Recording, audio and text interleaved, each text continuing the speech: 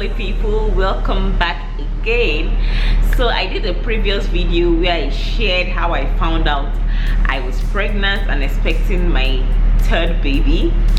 Okay, so guys, this video is going to be centered on how I coped through the initial stages of pregnancy, how I coped with extreme morning sickness and Hyperemesis Gravidarum. I'm sharing this video because I know this is something that most people do not talk about. I shared my experience on Instagram and I got a lot of DMs, a lot of comments on people telling me and sharing their stories, and I was like, oh my goodness. So people actually go through this. I even had like more stories of people sharing stuff with me, and I was like, God, I was complaining, but people have had it like worse. And like seriously, for some people, they never contemplate even getting pregnant again. I know I received something like that, and this lady, after she shared her experience, she was like, she's never going down that road again. And I don't blame her. Please, you have only one life. I don't blame her at all. Some people have it easy peasy. Some people is like going through the valley of the shadow of death. Some people, like just today I was thinking of, God, why am I so ill? I'm really still feeling very ill, but there are times I just have some strength. I do a bit of makeup, I do a bit of some things in the house, I do whatever I can do, and I go on. I know someone was still sharing a preeclampsia story, and I was like, I'm complaining about being ill. Some other person is having preeclampsia and she's scared of having a baby at any time. I still have cause to thank God for whatever it is. This is not to scare anybody. Please, the purpose of this video is not to scare anybody. It's just to throw light, and it's just to like show awareness, or like create awareness, or just like, so if you're going through that, you are not alone. There are many people like that. And even if you've never been pregnant, it doesn't work like that for everybody. Like they say, and which is the truth, every pregnancy is not the same. Every person is not the same. Even if siblings, I've seen siblings that one person gets ill, the other person is as fine as a rock and is good. Mother and child, like I was hospitalized in the hospital at some point.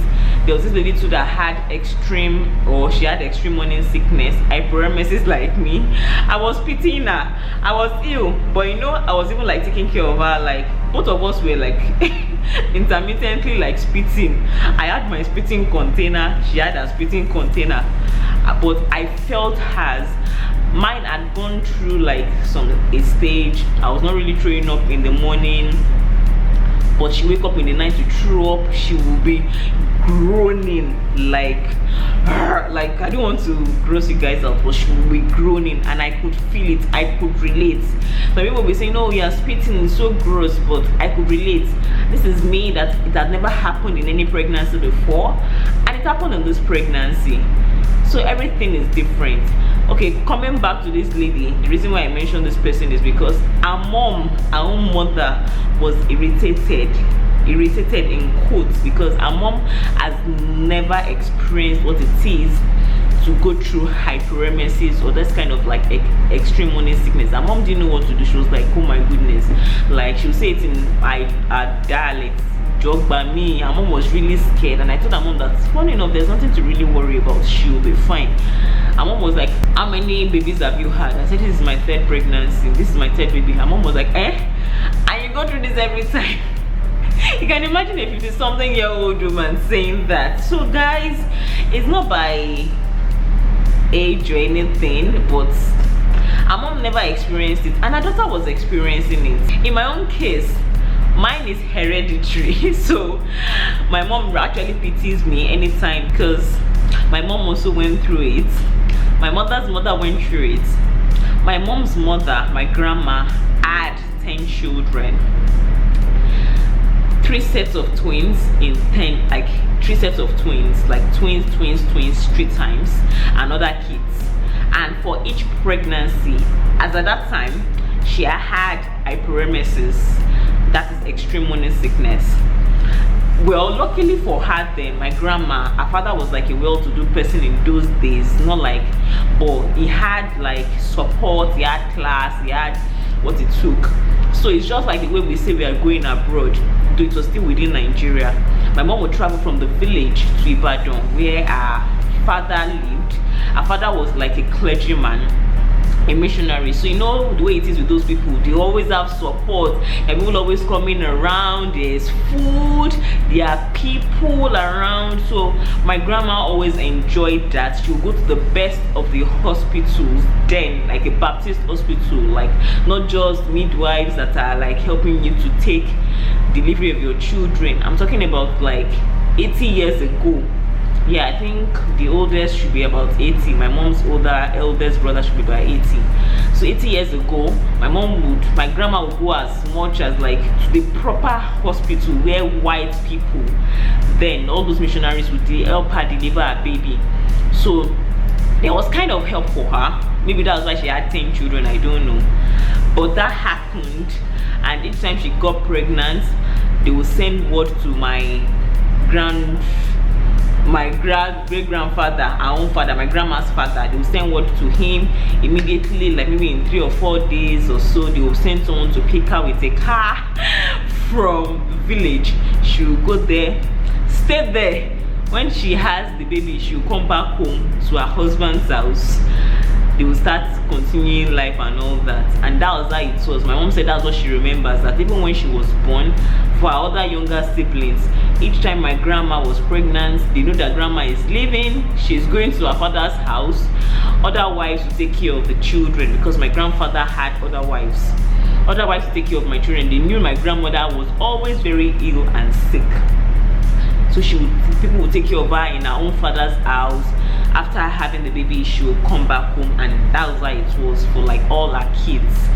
My mom said she was surprised too, but not too surprised when she also had hyperemesis during her time, but she coped with it.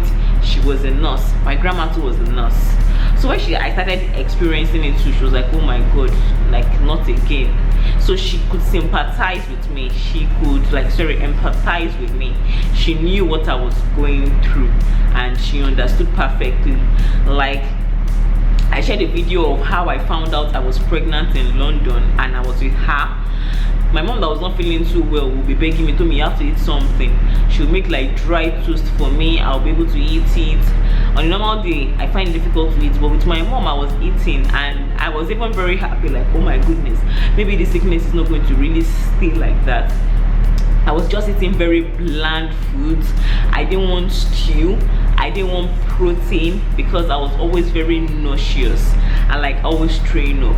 So the first thing hyperemesis is, the first symptom is excessive vomiting.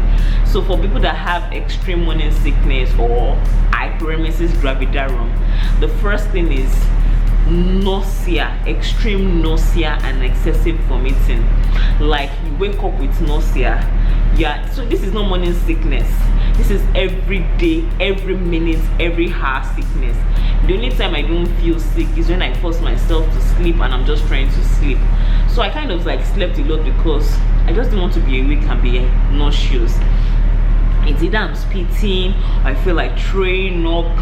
It was bad. I didn't feel like eating, and they tell you that if you don't have anything in your tummy, you will be nauseous again. If you eat, you throw up. If you don't eat, you throw up. I was like, oh god, what do I really do? Like I said, this is not my first baby, so I knew, and I had experienced it with my first and my second. So it was kind of like, I was just hoping that it won't happen with this one, but it still happened, and I didn't have anything to do. I couldn't control it. I was just moving with the flow. So it's every time sickness. I shared on Instagram, people were like, oh my god, is this what people go through now? Like, I heard stories and I was like, I was even feeling good, because at some point I would throw up until I start throwing up blood. The first time it happened, I used to have hyperemesis before, that I would even be hospitalized and all that, but started throwing up blood. It had never happened before. I was so scared. I called my husband, he was so scared as well, because I was blood like, god, what is going to happen? And I've been diagnosed with acid reflux previously. I was like, what is really going on? Is it the acid reflux? Is it the pregnancy? When I shared my story, a lot of people told me that, no, don't worry, told me vomiting blood is normal. I was like, vomiting blood? Like, you vomit every single thing, bile, everything.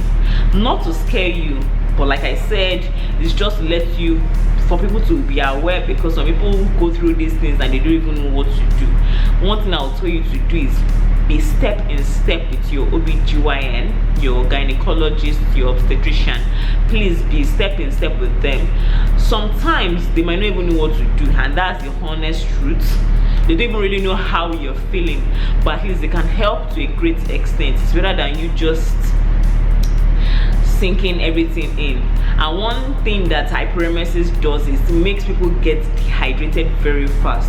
It's just like having diarrhea and vomiting. Anybody that has food poisoning, diarrhea, vomiting, you can get dehydrated very fast, and guys, it is very, very, very harmful. So my doctor had always told me, and he had even told my husband as well, that whenever it comes to a point that she can't keep anything in her system, please bring her to the hospital. I really did this for this current pregnancy, but the last one, oh my god, I was in and out of the hospital. Like, I would get so dehydrated. I would have vomited everything to the point that nothing can stay. If you drink water, it will even go. Like, I'll vomit water. Like, I couldn't take water. It was that bad. So my doctor will say, even when it comes to that, don't just stay at home. You can't really treat dehydration, especially if that person cannot ingest anything. The best thing to do is to pass like drips, so that at least you can be hydrated. Dehydration is very bad. It can like make someone faint and pass out, and we don't want that. So guys, anybody that has suffered this, or you know anybody, please, dehydration is bad. Let me quickly chip this in. I remember I was at a friend's place and I requested for very cold water because I couldn't take any other thing. If I take room temperature or normal water, warm water, I would throw up. Like, I would throw up everything, even things that I've had in my system. I could only survive on extremely cold water, and I had some cold water. It was a bit obvious that I was expecting, and the lady's nanny just shouted, no, no, no, cold water is bad for your baby, it's bad for pregnancy. I said, madam, I understand you mean well, but my doctor has given me a pass that I should take, that even if it is chewing ice cubes, that I should chew ice cubes. That is better than being dehydrated. The truth is, cold water is bad for everybody, whether you are pregnant or not.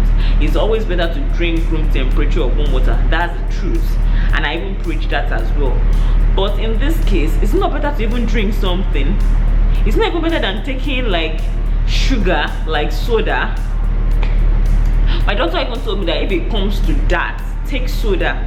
There was a time I couldn't drink water. The only thing I could survive on day in, day out was Ribena and soda. I drank so much soda to the point that my doctor actually told me that take it easy, because we also don't want a lot of protein and sugar in your blood, but you just have to be moderate with these things. But it's better than not taking anything at all.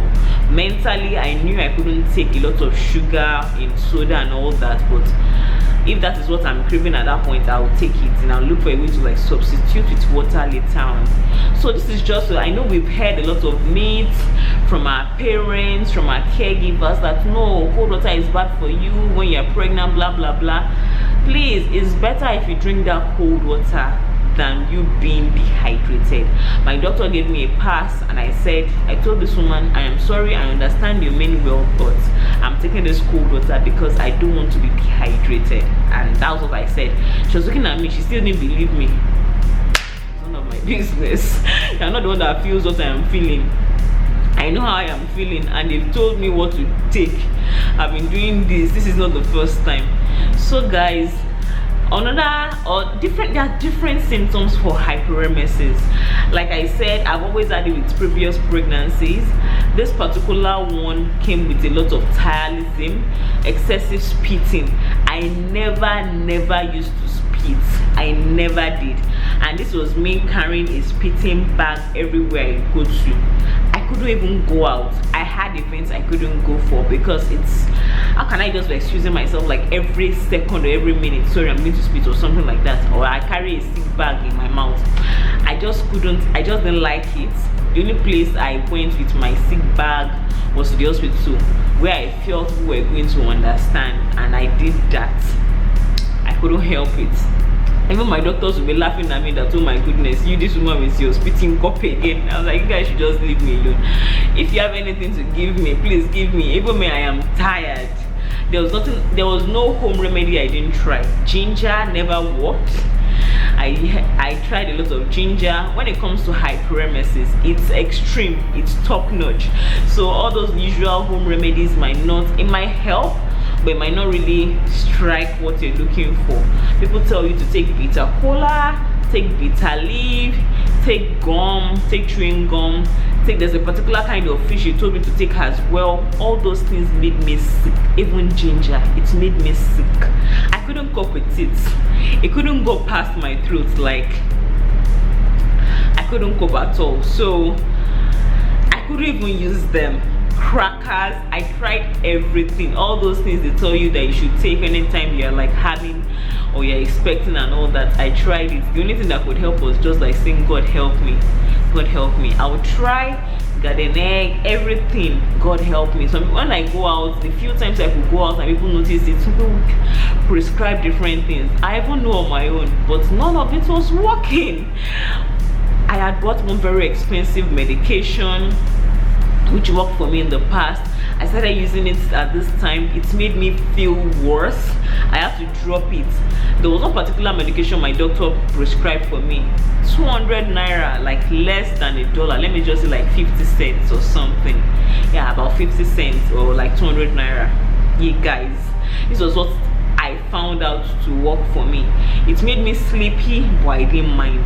My doctor was actually like, oh, try not to take it every time. Take it like just once or twice when you're feeling queasy and you're feeling nauseous. Do you want me to wait to feel nauseous before I take it? I'm so sorry. I was taking it 3 times a day. I had to like beg myself to be taking it only like 2 times, morning and evening, because it made me actually feel better. I'll be sincere. I'm sorry, I can't mention the name of the drug here so that it won't be like as if I'm prescribing something off the counter. Like I said, everybody's story is different. You have to know what works for you and follow whatever they tell you at the hospital. So that drug worked for me and I was buying it. I didn't even wait to go to the hospital anymore. I knew the name, I knew what it could do, and every time I go to the pharmacy, I'll just tell them, please just give me like 3 sachets, or I'll just tell my husband, please just give me like just buy this thing for me on your way back home or something. So guys, what other thing did I experience with hyperemesis?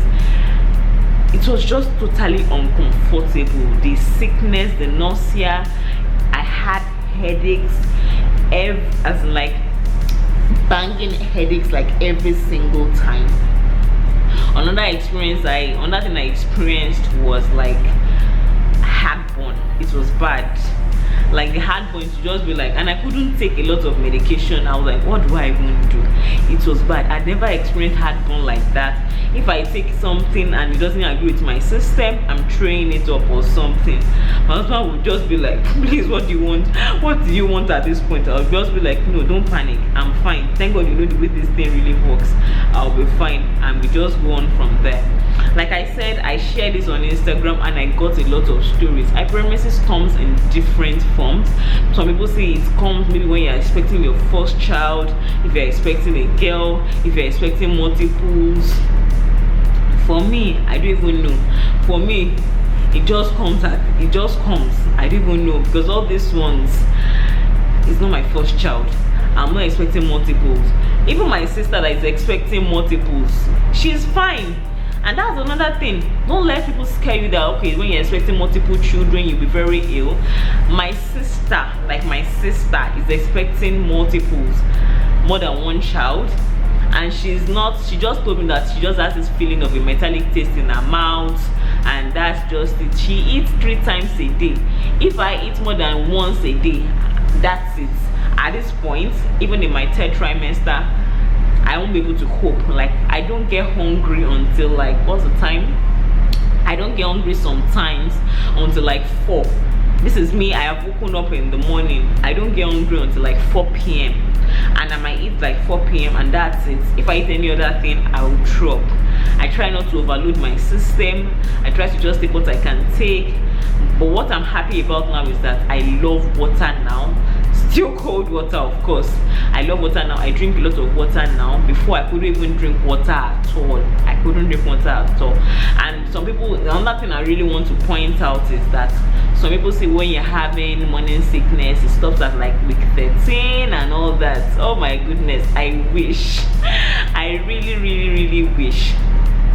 For me, hyperemesis does not stop. I start getting relief from like week 22 to 25. Sometimes it comes back like the third trimester, so you just keep praying that God just see me through. For some people, I even have people that sent me their experiences and they said for them it doesn't even stop at any time, it continues all through pregnancy. My mom even said the same thing, that she remembers that some days before she had me, she was still throwing up, and I was like, God, can this just stop? It will definitely stop. It's not the end of the world. As you can see, I wish I shared. I was just even too tired. Like, I was sick to the point that I couldn't even hold my phone. If you call me, my mom will call me just to find out how I am feeling, and she will understand, because I'll just switch on the phone and I'll be mute. I won't be able to say anything. I'll just be like shaking my head. Are you fine? How are you? That kind of thing. Have you eaten today? She understood. Everybody around me understood that I couldn't talk. I had wonderful help. My husband was around. I have someone that helps me around. So with my other kids, I felt bad that I was not really there for them, but I just felt myself that told me, you are going through a lot at this point, just beat yourself, and by God's grace later on you'll be fine. Like some weeks ago, I didn't know I could sit in front of a camera, talk less of tying a turban, doing makeup, and even talking. I couldn't even talk at all. I couldn't say much, but thank God it passes with time. It gets better with time. I would just advise anybody that is going through this, just take it one step at a time. Take it easy. If you can get help, get help. If you can tell people around you what you're going through, let them know. For me, people know I'm expecting, especially when I had a 9 to 5. People have to know that I'm expecting, because it was very obvious I was ill. I was not someone that could easily hide it, especially to like my immediate supervisors, because I had to tell them the reason why I was off work. Like I had to be off work for like weeks. You can't just, it's not just for one day or so. So then I had to be off work. Now I am self-employed, so I don't really need to tell anybody, but still sometimes you have to like tell people that matter to you, so that they know the reasons why you're not available. Not that they are just choose to be lazy or something, and those that can pray for you, they pray for you. Another thing I'll mention is that I implore people to be kind. Sometimes we women are our worst enemies. I had someone that told me before that, is it just pregnancy that is making you behave like this? And I was like, seriously, you think I really want to build this way? This was a lady who has had her own children.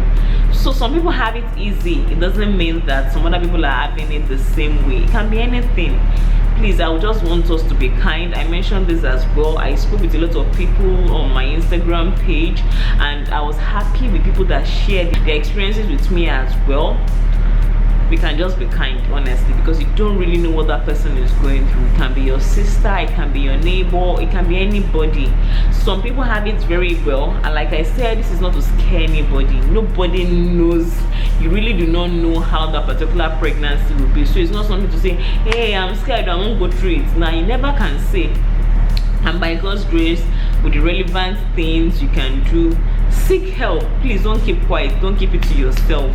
Go to the hospital when you have to go to the hospital. I mean, I went to the hospital. If my husband is tired and he's like, the way you're behaving, I'm not understanding, please, let's just go to the hospital. The next thing we're in the hospital, please, the hydration is bad. You really, if you can't explain how you are feeling, please call your doctor. Go to the hospital ASAP. It's best.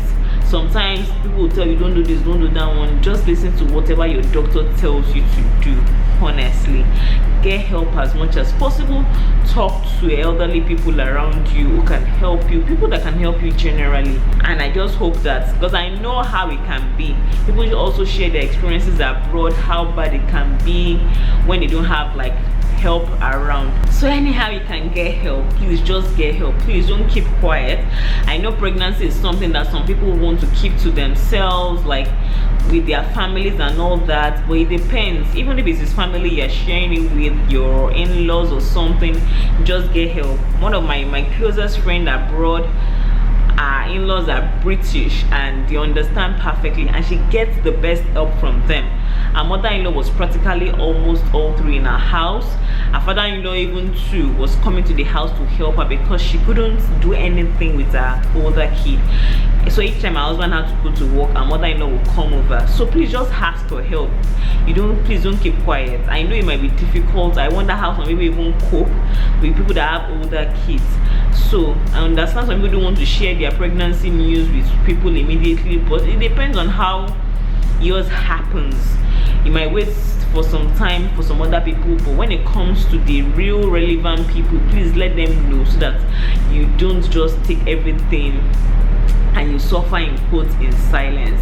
So guys, this is my 2 cents. I just wanted to share this with you.